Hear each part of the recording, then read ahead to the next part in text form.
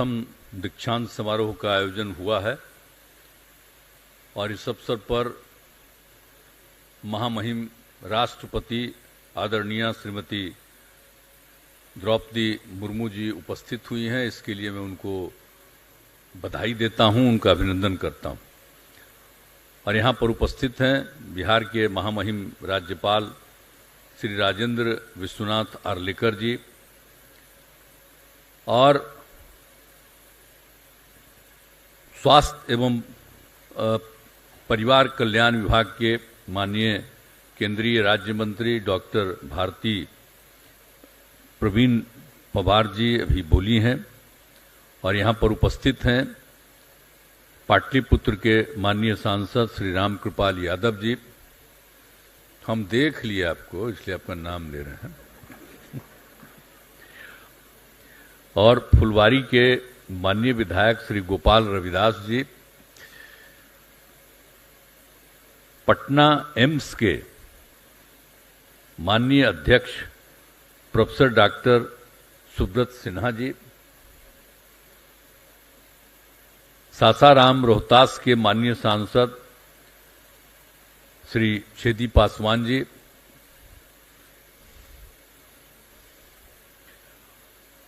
और यहां उपस्थित हैं पटना एम्स के कार्यपालक निदेशक प्रोफेसर डॉक्टर गोपाल कृष्ण पाल जी। यहां पर उपस्थित हैं बिहार सरकार के पूर्व मुख्यमंत्री और पूर्व मुख्य सचिव, मुख्यमंत्री गलत से बोल दिए, पूर्व मुख्य सचिव और मुख्यमंत्री के प्रधान सचिव श्री दीपक कुमार जी और मुख्य सचिव जनाब अमीर सुभानी साहब। कितना बढ़िया कपड़ा पहन करके यहाँ पर बैठे हुए देखिए पूरा। और यहाँ उपस्थित हैं स्वास्थ्य विभाग के अपर मुख्य सचिव श्री प्रत्यय अमृत जी। यहाँ उपस्थित हैं सभी विशिष्ट अतिथिगण, उपस्थित चिकित्सकगण, इस दीक्षांत समारोह में उपस्थित इस जो एम्स पटना के मेडिकल कॉलेज के सभी छात्र छात्राएं, और यहाँ उपस्थित हैं प्रिंट एवं इलेक्ट्रॉनिक मीडिया के पत्रकार मित्रों, छायाकार बंधुओं और इस कार्यक्रम में उपस्थित बहनों एवं भाइयों। इस कार्यक्रम में मैं आप सब लोगों का स्वागत करता हूं। और सबसे पहले मैं पुनः महामहिम राष्ट्रपति श्रीमती द्रौपदी मुर्मू जी का अभिनंदन करता हूं और पाटलिपुत्र की धरती पर उनका स्वागत करता हूं। मैं हृदय से आभारी हूं कि आदरणीय राष्ट्रपति जी अखिल भारतीय आयुर्विज्ञान संस्थान एम्स पटना में पहली बार आयोजित हो रहे दीक्षांत समारोह में पधारी। अब साथ ही इस दीक्षांत समारोह के अवसर पर एम्स पटना से ग्रेजुएट करने वाले मेडिकल छात्र छात्राओं को तहे दिल से शुभकामनाएं देता हूं। दीक्षांत समारोह पास आउट करने वाले छात्र छात्राओं के लिए गौरवपूर्ण क्षण होता है। आपके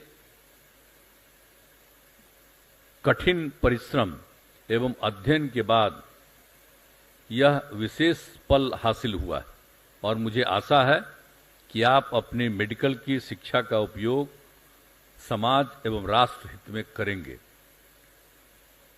अब आप लोगों को पता ही है अभी, और हमको तो जो याद है इसलिए कह देना चाहते हैं, 2003 में तत्कालीन प्रधानमंत्री श्रद्धेय अटल बिहारी वाजपेयी जी और उनके कैबिनेट में भी हम मंत्री थे, तो उसी समय श्रद्धेय अटल बिहारी वाजपेयी जी के कार्यकाल में अखिल भारतीय आयुर्विज्ञान संस्थान नई दिल्ली के तर्ज पर देश में 3 नए अखिल भारतीय आयुर्विज्ञान संस्थान एम्स की स्थापना की स्वीकृति दी गई थी और उसमें एक एम्स पटना में निर्धारित करने का निर्णय हुआ था।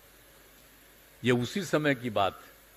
तो जरा सा अटल जी का बतवा को पूरा याद रखे रहिए, जब शुरू कब से हुआ था।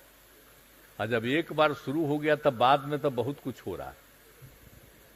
तो जो मंत्री भी थी उसको कम में बोल रही थी कि याद करिए जो उन्होंने किया और उन्होंने पटना के लिए सोच लिया कि यहां पर भी हम करेंगे। और आपको मालूम है जो दिल्ली में एम्स कब बना? सबसे शुरू में बना। और हम जब बोलिए एमपी रहे हैं तो हम लोगों के इलाके का कोई भी व्यक्ति इलाज के लिए जाता है उसको एम्स में ही नहीं इलाज कराते थे। और हमारा एम्स के लोगों से जो संबंध उसी समय से है। अब आज कल जो कुछ भी हो, अब तो हम ज्यादा यहां रहते हैं और तब भी तो हम अपना इलाज के लिए जाते ही रहते हैं वहां। तो हमारा तो सब लोगों से रिश्ता है। लेकिन जब पटना में भी एम्स बन रहा है तो हम पटना में एम्स बनाने के लिए कितना घूमे हैं। अब जितने पुराने लोग हैं और यहाँ के लोग हैं सबको पता है, आ करके एक एक चीज को देखना। अब शुरू तो हो गया था तय 2003 में, लेकिन बाद में जो इसको बनना था तेजी से, तो हम तो जब 2005 में यहां हम बन गए मुख्य, और तब हम कहे कि भाई जरा तेजी से यहां एम्स का काम चले। तो उसके लिए हम लगे घूमने कि यहां पर जो बनना चाहिए और तेजी से बनना चाहिए, और उसका जगह का भी हम चयन किए हैं यहां। और उस समय सब लोगों को हमने कहा, और दोनों विभागों को जमीन मिलाकर आप समझ लीजिए यही हम आकर के देखे थे। और जो कुछ भी था पदाधिकारियों के साथ स्वयं फुलवारी शरीफ जाकर सरकारी जमीन में देखा। और दो जो पशु एवं मत्स्य संसाधन विभाग और जल संसाधन विभाग, ये दोनों का इलाका था। इसी को हमने सेलेक्ट किया, कहा कि यहीं पर बनाना ठीक रहेगा। तो सिलेक्ट किया हुआ हम लोगों का, तो हमारा बतवा तो भुलाइए जाइएगा आप लोग, कभी नहीं याद करिएगा। आई जितना मीडिया वाला है कभी नहीं चर्चा करेगा कि कब किया गया, हम दूसरा चीज बोल देगा उसी को चलाएगा। तो हम इसलिए आज आपको बता रहे हैं, याद करिए इस जगह का चयन किसने किया। एक एक जगह पर आ करके हमारे कुछ अधिकारी सामने आपके बैठे हुए हैं, ये सब मेरे साथ सुबह आ करके और देख करके कहते थे यही ठीक रहेगा। तो ये सब जगह सेलेक्ट किए। तो हम जो जितना किए हैं तो हमारा बतवा थोड़ी बोलिएगा आप लोग कि जब हम लोग काम कर रहे थे तो उसको तो भुलाइए जाइएगा आप लोग। लेकिन अब चूंकि हो रहा है मीटिंग, अब पहले तो जब शुरू हुआ था पहला बार मीटिंग में, तो यहाँ जब 12 में हुआ तो आए नहीं थे। अब मीटिंग जब शुरू हो गया था यहाँ, तो उस मीटिंग में भी हम भाग लिए। लेकिन अब बाद में तो हम आते जाते रहते हैं, लेकिन हम मीटिंग में थोड़ी आए, बहुत साल के बाद मीटिंग में आए। तो इस सब चीज को याद करा देते हैं। जितने आप अधिकारी हैं जरा ये भी जान लीजिए, ऐसा ना हो कि न जानिए कैसे बना। अब भूलिएगा मत, नहीं तो आजकल पुरनका चीजवा किसी को याद रहता है जी। अब नई टेक्नोलॉजी आ गया है, जो भी पुराना हम तो जान के बता देते हैं। आई मीडिया वाले को भी हम बता देते हैं कि पुरनका चीजवा को भूलिए मत। आप तो सबको नोटिस करवे ना करिएगा। यहां तक कुछ पत्रकार बैठा हुआ उसको तो मालूम है, लेकिन चर्चा करेगा बेचारा। अब उसको अधिकार है चर्चा करने का। लेकिन जब हम घूमते थे तो ये लोग नहीं आता था मेरे साथ। तो इस जगह को सेलेक्ट किए, अब कितना बढ़िया बना है। और उसके लिए हम लोगों ने जगह चुना, और भी उसमें हम जो भी 72 एकड़ था और फिर 100 एकड़ की बात किए थे, तो हम लोगों ने एडिशनल उसके लिए और भी निजी जमीन कर दिया, तो कुल 102 एकड़ कर दिया। और इसके लिए प्रारंभ करने के लिए, जल्दी शुरू करने के लिए, उस समय जो केंद्र में सरकार थी और उसके स्वास्थ्य मंत्री थे गुलाम नबी आजाद। तो हम तो भाई अपोजिशन में एमपी रहते थे, वो लोग तो वहीं पर रूलिंग पार्टी उन लोगों का हो गया था। हम लोग तो श्रद्धेय अटल जी के साथ थे ही, लेकिन ये लोग आप वो सब सुनते रहता था मेरा। तो वो लोग तो सब जानता था। जब वो बन के मंत्री यहाँ पर आए, हमने कहा कि अरे भाई तेजी से काम काहे नहीं कर रहे हैं। इसको जब शुरू कर दिए थे श्रद्धेय अटल बिहारी वाजपेयी की सरकार में तय हुआ, इसको आप लोग शुरू काहे नहीं कर रहे हैं, तेजी काहे कर रहे हैं। बहुत बार हम उनको प्रेरित किए, और तब जाकर के वो लोग किया कि देखिए हम लोग सब चीज करवा रहे हैं, आपको अगर दिक्कत है तो हम ही लोग पैसा लगा करके शुरू कर देंगे। तो अंत में वो भी करना शुरू किया, और करना शुरू किया तो लगभग सभी तरह से हो गया। और 25 सितंबर 2012 को पटना एम्स का उद्घाटन हुआ। तो उस उद्घाटन में भी तो हम भी आए थे, और उसी समय ये सब शुरुआत हो गया। और इसको 13 में एम्स चालू हो गया। तो उसी समय से चालू है, तब से हम कितना बार आते हैं। अब इसीलिए अब आप समझ लीजिए कि अभी 960 बेड उपलब्ध है और यहां पर सभी प्रकार की सर्जरी और अन्य जटिल रोगों का इलाज हो रहा है, बहुत अच्छा इलाज हो रहा है। और आप जान लीजिए कि यहाँ इतना बढ़िया काम हुआ है कि जब ये कोरोना का दौर 20 में शुरू हुआ तो पूरे बिहार में सबसे बढ़िया इलाज कोरोना का जो पीड़ित थे यही हो रहा था। सबसे ज्यादा यही लोग काम कर रहे थे, इतना अच्छा काम कर रहे थे। तो हम लोगों के तरफ से तो मालूम है ना भाई यहाँ कितना बड़ा बड़ा काम करते हैं और सब लोग आकर के करते थे।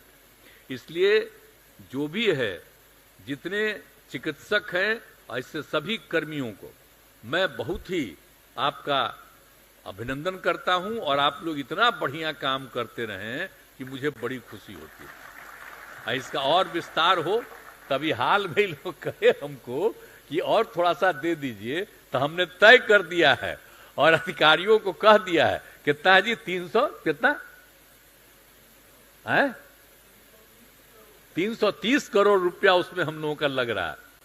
और आप लोगों ने और भी चाहा था करीब करीब 25, तो हमने कर दिया 25 या 27 है। तो उसके लिए हम लोगों ने बगल का तय कर लिया है, वो भी आप लोगों को हम लोग अलॉट करने वाले हैं। और आपको उसको और भी इसके साथ घिरने, इसमें और कोई चीज की जरूरत होगी उसके लिए भी राज्य सरकार की तरफ से आपको सब सहूलियत हम लोग करवा देंगे, ताकि ज्यादा से ज्यादा आदमी का यहां पर इलाज हो सके। तब मेरा बात मत कभी करिएगा, लेकिन हम सब मदद आपको करते रहेंगे। हम तो आजे आप लोगों के पीछे बोल दिए, हम सबको तारीफ करते रहते हैं, लेकिन इसके लिए कोई जरूरत नहीं। और कोई पत्रकार को हम नहीं कहेंगे कि मेरे बारे में भी यहां कुछ बोलिएगा, मत कुछ बोलिएगा, हमारा कुछ मत बोलिएगा, फालतू बात है। आज हम दूसरा जगह बोले हैं तो उसी में अंड बंड बोल दिया।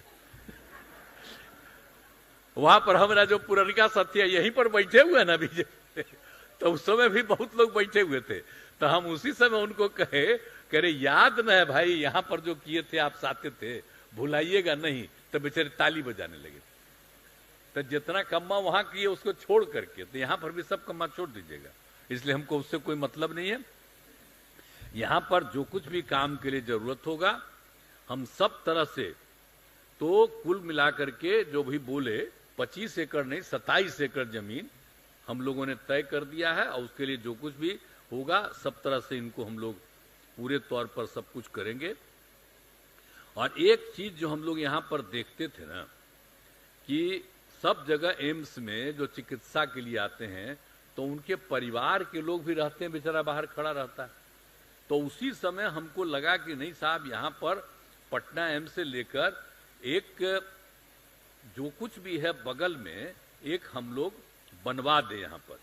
तो हम लोगों ने पूरे के पूरे तौर पर एक यहां पर हम लोग पूरा करवा रहे हैं ताकि किसी तरह की दिक्कत नहीं हो और लोगों को जो कुछ भी इलाज के लिए अपने लोगों को आएगा उसके रहने के लिए। और हमने कह दिया है कि बहुत ही ज्यादा कोई जो कुछ भी है कोई 248 बेड का धर्मशाला निर्माण के लिए कार्रवाई की जा रही है, वो भी हम लोग जल्दी करा देंगे।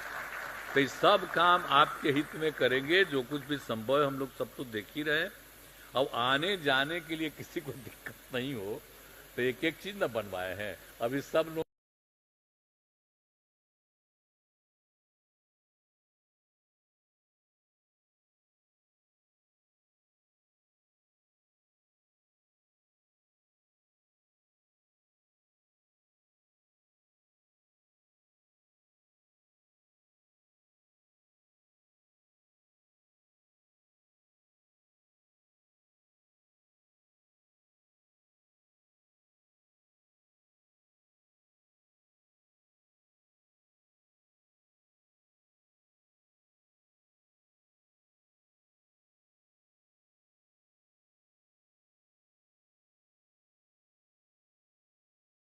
आपको मदद करेंगे। हम इतना आपको कह देना चाहते हैं, आश्वस्त करना चाहते हैं।